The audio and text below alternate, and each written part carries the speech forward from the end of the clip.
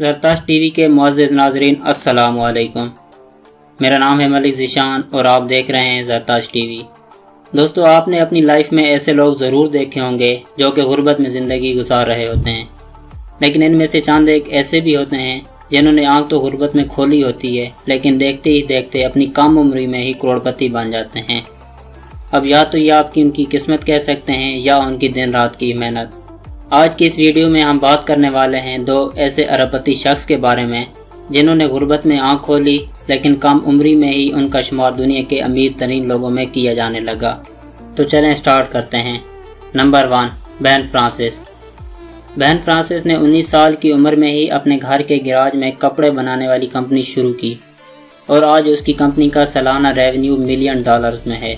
हम बात करने वाले हैं पिज़्ज़ा डिलीवर करने वाले एक 28 साल नौजवान की, जिसने एक ऐसा कारोबारी मुआहदा किया जिससे उनके खेलों के कपड़े बनाने वाली कंपनी की मालियत £1 अरब हो गई। बेन फ्रांसिस ने 2012 में जिम शॉर्क के नाम से अपने वालिदैन के घर के गैराज में ही कपड़े बनाने वाली एक छोटी सी कंपनी शुरू की थी। इस वक्त वो 19 साल के थे जब वो दिन में पढ़ाई करते थे और रात को पिज़्ज़ा हट में डिलीवरी का काम भी सारे अंजाम देते थे। आप खुद अंदाज़ा लगा सकते हैं कि इस उम्र में पढ़ाई के साथ साथ काम करना कितना मुश्किल है, लेकिन फ्रांसिस ने ये किया क्योंकि उसके अंदर अपने हालात बदलने का जज्बा था। बेन फ्रांसिस ने एक इंटरव्यू में बताया कि अब उनकी कारोबारी हैसियत बहुत ज़्यादा है, लेकिन वो मज़ीद तफसील फराहम नहीं कर सकते। एक सर्वे के मुताबिक अगर उस कंपनी की मालियत £1 अरब तस्लीम कर ली जाए तो फ्रांसिस का इसमें हिस्सा $70 करोड़ बनता है। एक प्राइवेट कंपनी जर्नल एटलांटिक ने बरतानिया के एक शहर में कायम कपड़ों के इस कारोबार में 21% हिस्सा खरीद लिया था। इस कारोबारी मुआहदे के बाद जिम शॉर्क कंपनी अब अमेरिका और इंटरनेशनल लेवल पर अपने कारोबार बढ़ा सकती है, लेकिन इसके ज़्यादातर खरीदार अमेरिका में ही पाए जाते हैं। जब उनसे पूछा गया कि आपके जहन में कपड़े बनाने वाली कंपनी का ख्याल कैसे आया, तो फ्रांसिस ने कहा, यह कंपनी मैंने इसलिए बनाई थी क्योंकि मुझे अपनी पसंद के कपड़े नहीं मिलते थे। वो कहते हैं कि अपने भाई और चंद दोस्तों की मदद से मैंने एक सिलाई मशीन और एक स्क्रीन प्रिंटिंग की मशीन खरीदी और जिम में पहनी जाने वाली बनियानें और टी शर्ट्स बनानी शुरू कर दी। वो कहते हैं कि मेरे भाई और दोस्त अब भी मेरे कारोबार में शरीक हैं, जिसका अमला इस वक्त 500 अफराद पर मुश्तमिल है और इसके ऑफिस बरतानिया, हांगकांग, अमरीकी शहर डेनर और कोलोराडो में मौजूद हैं। इसकी कंपनी अब दुनिया भर में कपड़े बनाती है। वो कहते हैं कि इस कंपनी की कामयाबी में सोशल मीडिया ने अहम किरदार अदा किया और इस टाइम जिम शॉर्क के ऑफिशियल इंस्टाग्राम अकाउंट पर 46 लाख फॉलोअर्स हैं। फ्रांसिस कहते हैं कि कोरोना वायरस की वबा ने भी इनके कारोबार में मदद दी है, क्योंकि लोग घरों पर महदूद हो जाने की वजह से ऑनलाइन शॉपिंग ज़्यादा कर रहे थे और इसके अलावा उन्होंने वर्जिश भी ज़्यादा करना शुरू कर दी, जिसके लिए उन्हें उनके बनाए गए कपड़ों की भी ज़्यादा ज़रूरत पड़ने लगी। वो कहते हैं कि ये अरसा उनके स्टाफ के लिए काफ़ी सख्त रहा क्योंकि कोरोना की वजह से डिमांड काफ़ी बढ़ गई थी। फ्रांसिस कहते हैं कि इसकी कंपनी सोशल मीडिया पर सरमायाकारी करने वाली पहली कंपनियों में से एक हैं।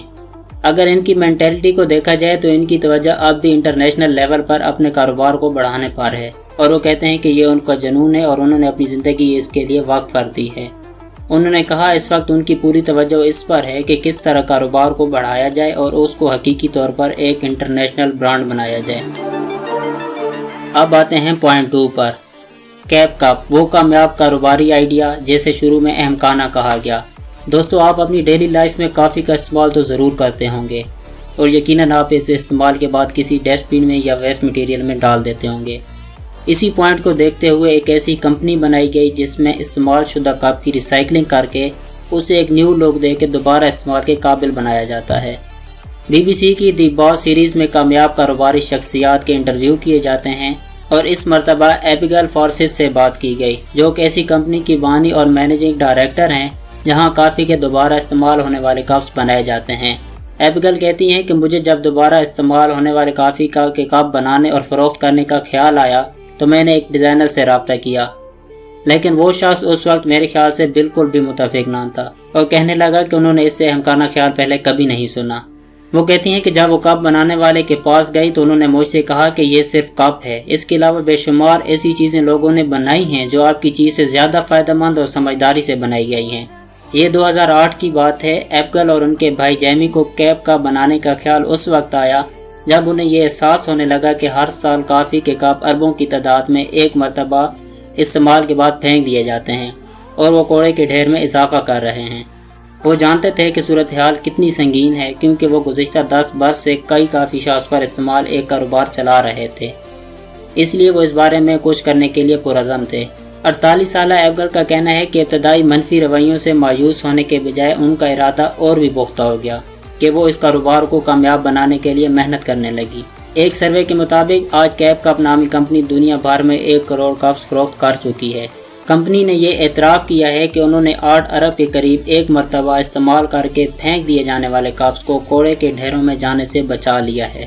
اسکاٹ لینڈ کے شہر گلاسکو میں پیدا ہو کر میلبورن میں پرورش پانے والی ایبگل تعلیم کے اعتبار سے ایک وکیل ہیں۔ 4 سال تک وکالت کرنے کے بعد انہوں نے کیفے کا کاروبار شروع کر لیا۔ جب دونوں بہن بھائیوں نے ان کپس کے ابتدائی ڈیزائن پر کام شروع کیا تو جیمی کا خیال تھا کہ کپس ایسے ہونے چاہیے کہ لوگ انہیں خریدنا پسند کریں اور یہ رنگ برنگے ہونے چاہیے۔ وہ کہتی ہیں کہ جب ان کپس کو پہلی بار 2009 میں تیار کیا گیا تو انہیں میلبورن میں ایک میلے میں پیش کیا گیا۔ ایبگل نے کہا کہ کپ بہت کامیاب رہے اور انہوں نے 6 گھنٹوں میں 1000 کپ فروخت کر دیے۔ ایبگل کا کہنا ہے کہ مارکیٹ میں ڈیزائن بہت اہم ہے۔ لوگ یہ کہتے ہوئے بھی سنا گیا ہے کہ وہ نہیں جانتے کہ یہ کیا ہیں، لیکن وہ اسے خریدنا چاہتے ہیں۔ مختلف سائز کے کپ بنائے گئے تھے، جن میں 120 ملی لیٹر کے ایکسپریسو کافی پینے سے لے کر 476 ملی لیٹر کے بڑے آئس کافی اور سمودی پینے کے کپس شامل تھے۔ کیپ کپ نے کیفیز اور براہ راست لوگوں کے بھی یہ کپ فروخت کرنا شروع کر دیے۔ انہوں نے کپس بڑی کمپنیوں کو بھی فروخت کیے، جن میں آسٹریلیا کے فضائی کمپنی کانٹاس اور بینک آف انگلینڈ شامل ہیں۔ ان کی سیل میں روز بروز اضافہ ہوتا جا رہا ہے، جس میں اچھی شہرت کے علاوہ مختلف تجارتی شوز اور عالمی میلوں میں شرکت نے بھی کردار ادا کیا۔ اب اس کمپنی کی سالانہ سیل اس وقت 50 لاکھ امریکی ڈالر ہے۔ دوستو، امید کرتا ہوں آپ کو یہ ویڈیو پسند آئی ہوگی۔ اگر ویڈیو پسند آئی ہے تو ویڈیو کو لائک، شیئر اور کامنٹ میں اپنی رائے سے آگاہ ضرور کیجیے گا۔ ملتے ہیں اگلی ویڈیو میں، تب تک کے لیے اللہ حافظ۔